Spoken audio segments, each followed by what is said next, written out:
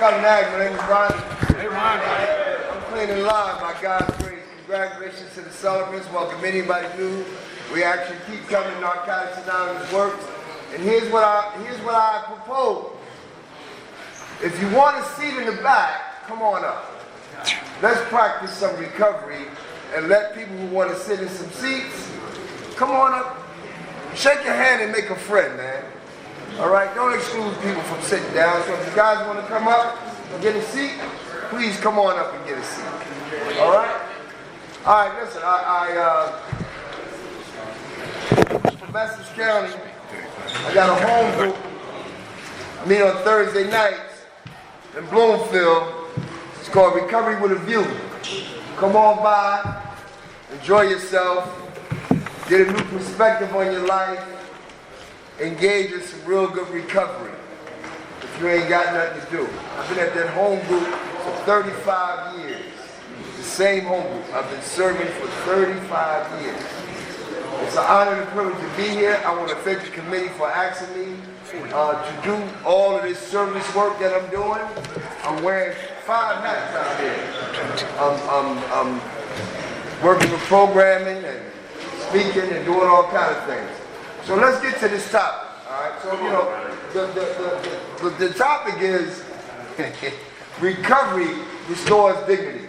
The other thing, the reason I want to stand up right quick is because I'm coming back from a surgery, so I'm going to stand up, I'm going to sit down, I'm going to stand up, I'm going to sit down. I'm 67 years old, so I'm trying to get it right, all right? So as long as you can hear me, that's what matters. All right, so let's get to this shit because, you know, Ephraim asked me to come do this, and I told him no the first time because I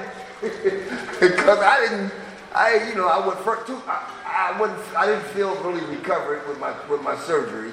Number one, and number two, I just wasn't feeling conventions and speaking and shit.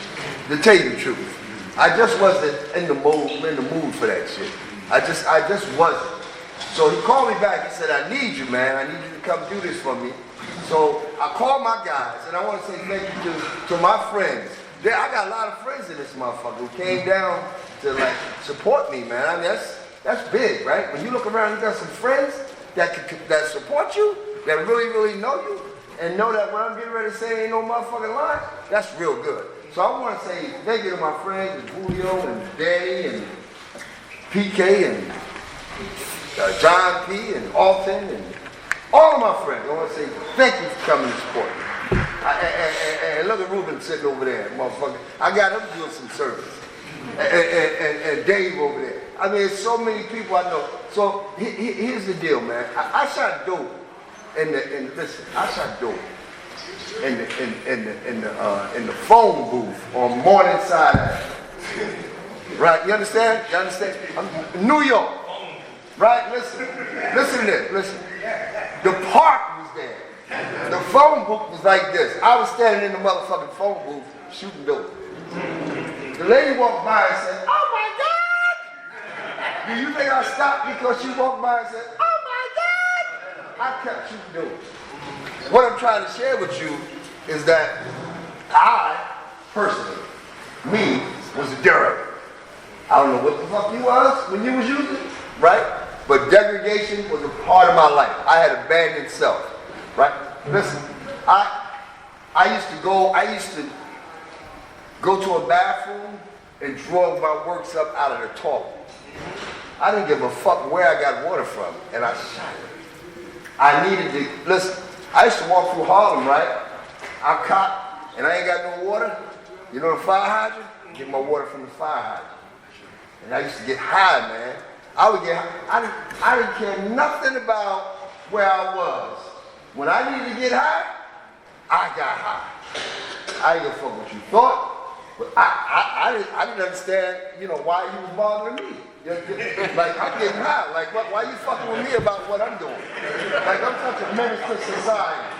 No, everybody I was with, this is how we got high.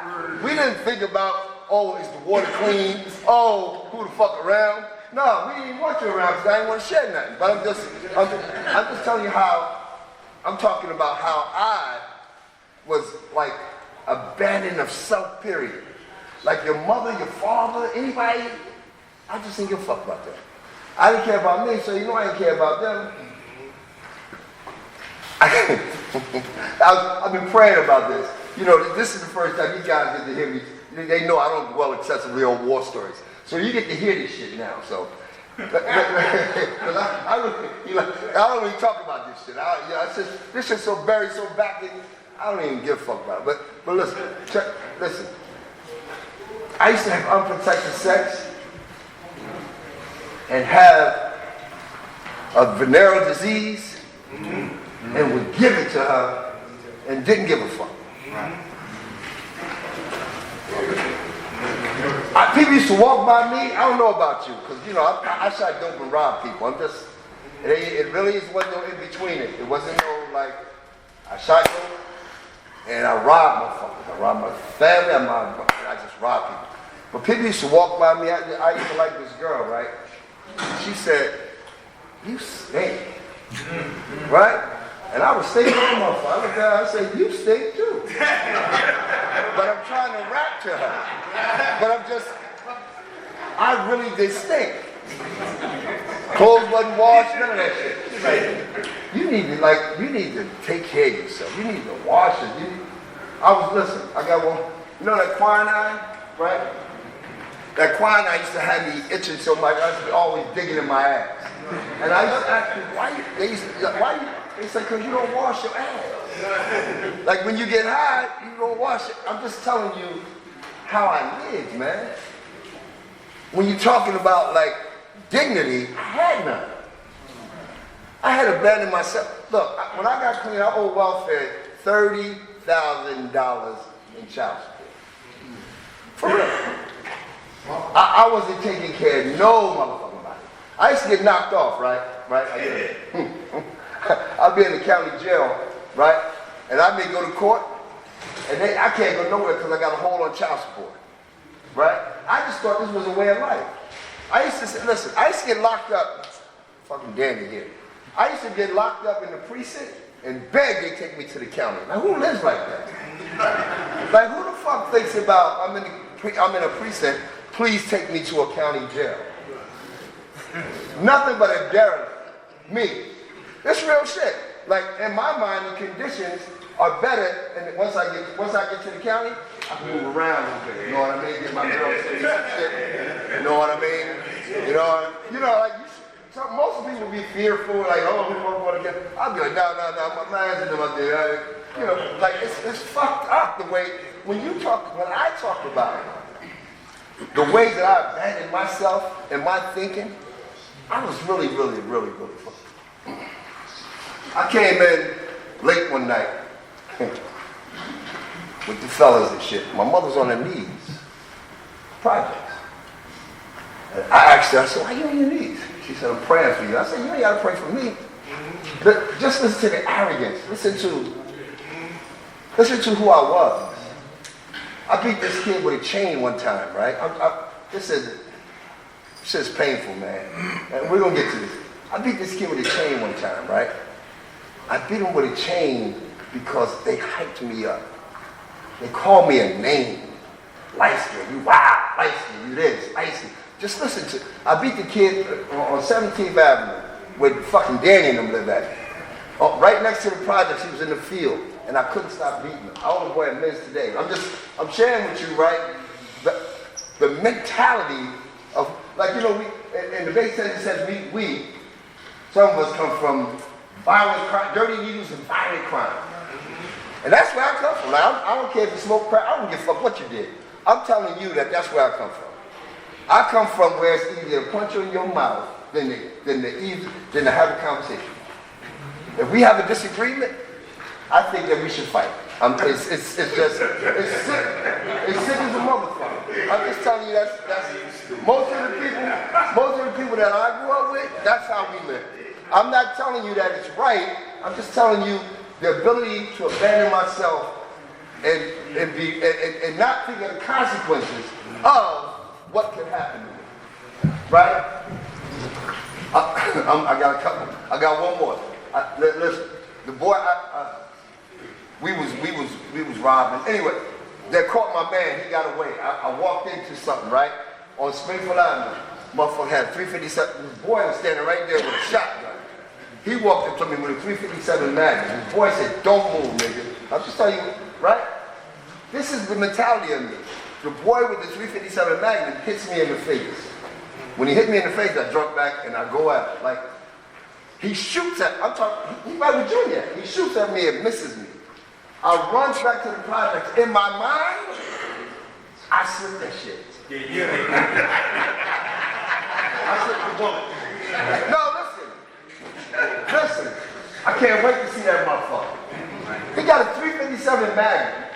I can't wait to catch him.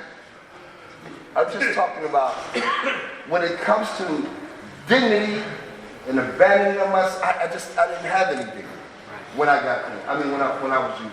I just didn't have it. And it's very important that I start there because often I share on step meetings, or I'll be at step meetings, I start sharing on the steps. And people don't even know, like, motherfucker. They think you've been on upset, they be like, where the fuck he come from with this, right?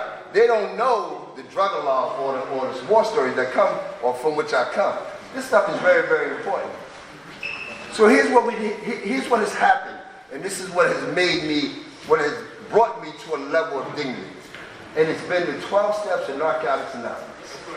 The 12 steps of Narcotics Anonymous have the ability to transform my heart, my spirit, and my whole life.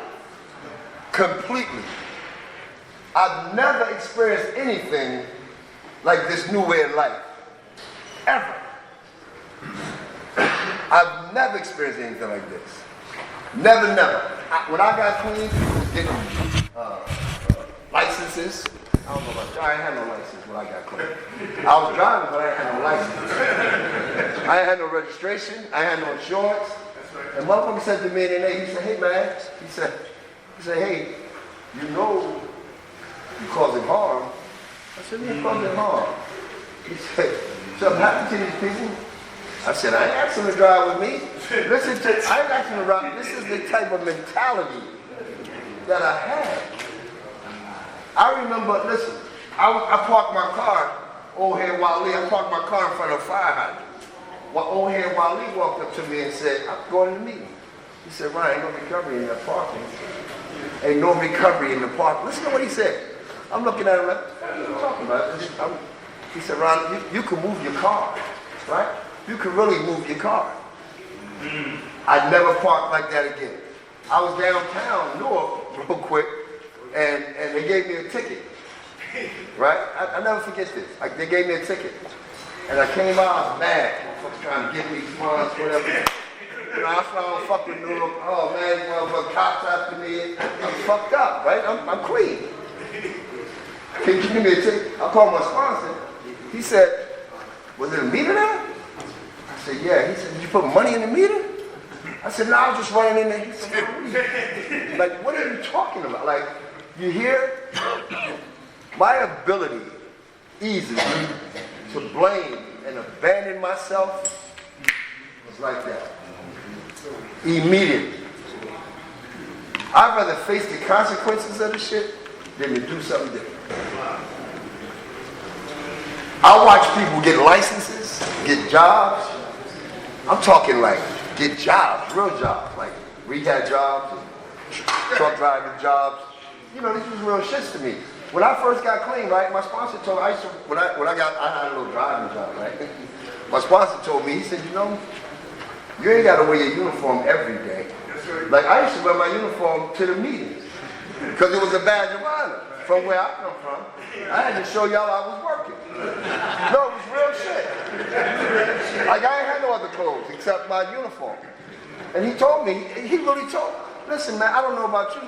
I had to completely change my old way of thinking.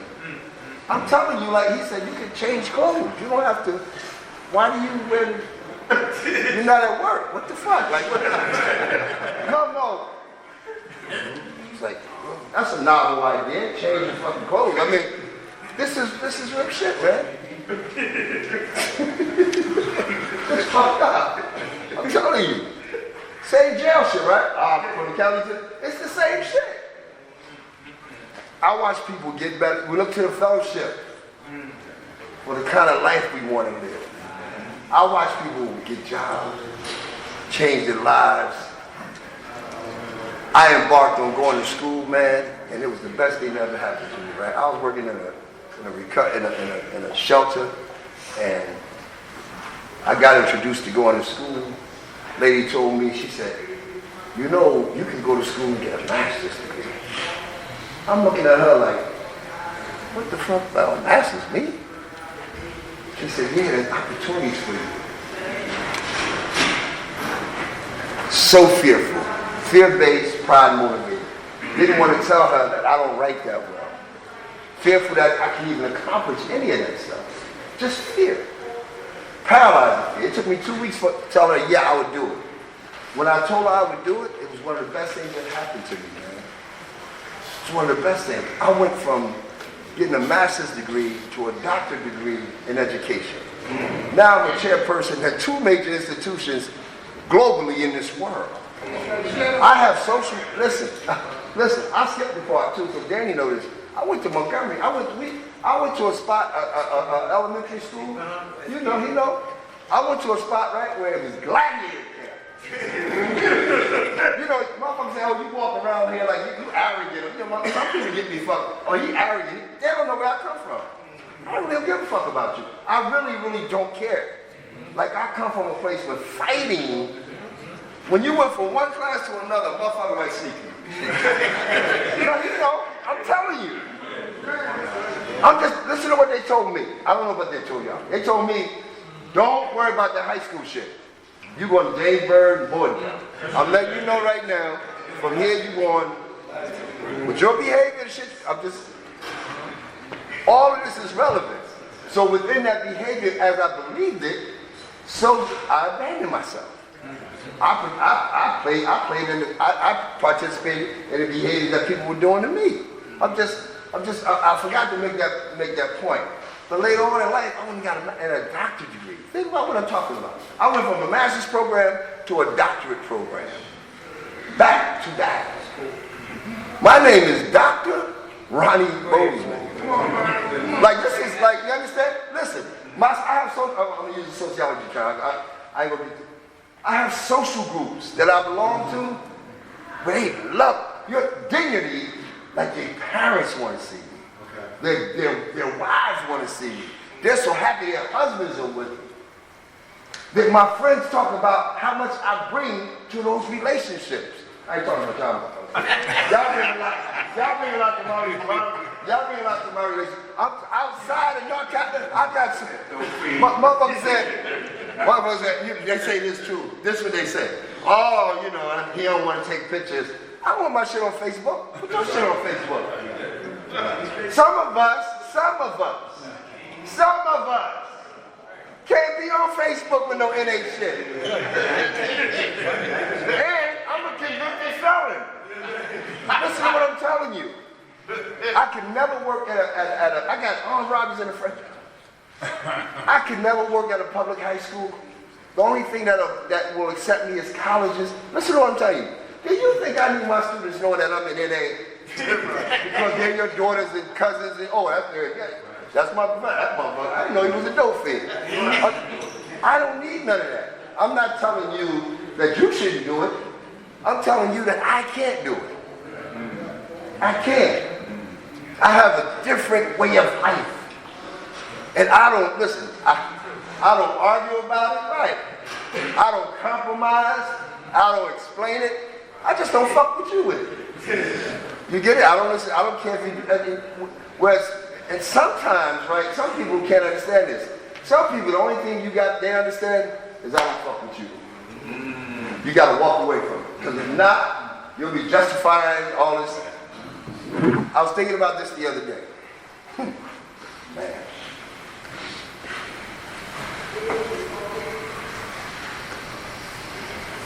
I'm responsible for my brother. He's legally blind. I'm the youngest.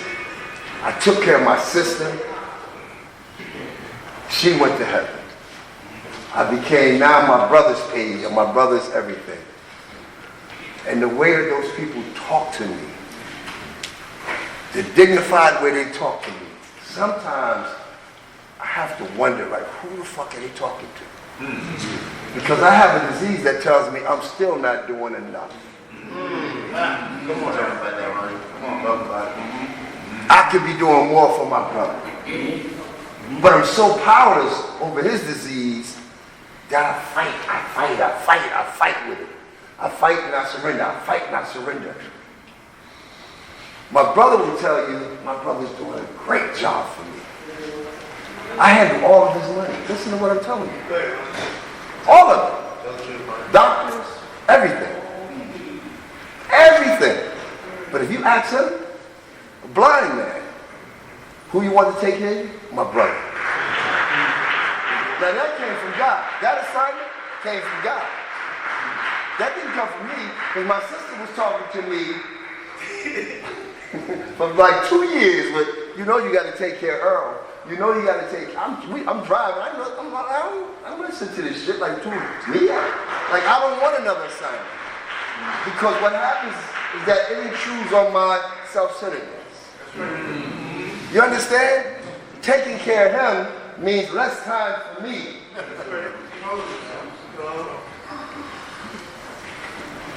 But I didn't get clean for myself. Y'all told me this. You didn't get clean for you, right? So when I think about being restored to dignity and recovery is an active change of attitudes, behaviors, and ideas. It's active. Like it really is an active. That means in the moment. Where is he at? He's even in here. My man. I lunched out at my man John P's boy. Look at that area. Since my sensitivities got in the way, Julio, I got sensitive. They laughing and joking. I'm trying to get a point across. I said, "Are you fucking laughing? Just hear me out." I was dead wrong. He said, "I'm not." I said, "Who the fuck are you talking to?" I'm talking to this kid.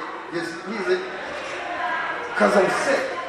Listen. So what I need to do is go apologize. Not apologize to John P.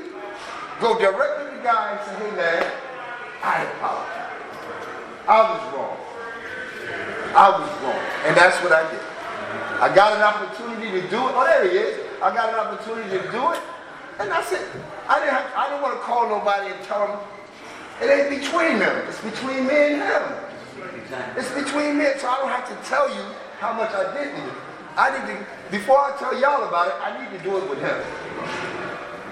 I don't need to be talking about how well I'm doing. I need to do it. I need to really be in the recovery process as opposed to talk about it. Often there's so much lip service to this shit that you don't know if motherfuckers is for real or not. Here's what I'll tell you in a minute. I try you by your spirit. You're negative, I say the fuck away from you. If there's some spirit going on where we moving and grooving, I got you. But I am not messing around with any negative spirit. None of them. Any of this jealousy, envy, all of this crazy stuff, I don't have no time for that. There's no need for it. Exactly. There's really no need for it. But a big part of my dignity today is that I walk with my head high. It's not my title. Right? It really isn't. Ali ain't here. The service work that we do, like PK and them, Julio, Danny, these relationships these guys have, it's through service work. That shit ain't through it's really through service work. Like, these guys build all of these relationships, sponsors, they did it the same way I did. The majority of my relationships in narcotics is through service work. So service is what? Posture of the heart. It's not what my title is, it's what my heart is. How much am I helping? How much am I not helping? How much is about me and how much is not about me? So I'm so happy to be here today, man. I'm kind of tired. I'm a little under the weather. I'm sweating. I got a little bug. I think I got some shit going on, but I'm down here now, so I got to fight through it. And I just really am happy I got an opportunity to be here today and talk about recovery, what is it, recovery restoring dignity? Yeah, recovery restoring dignity. I'm so happy to be here today, and that's all I got.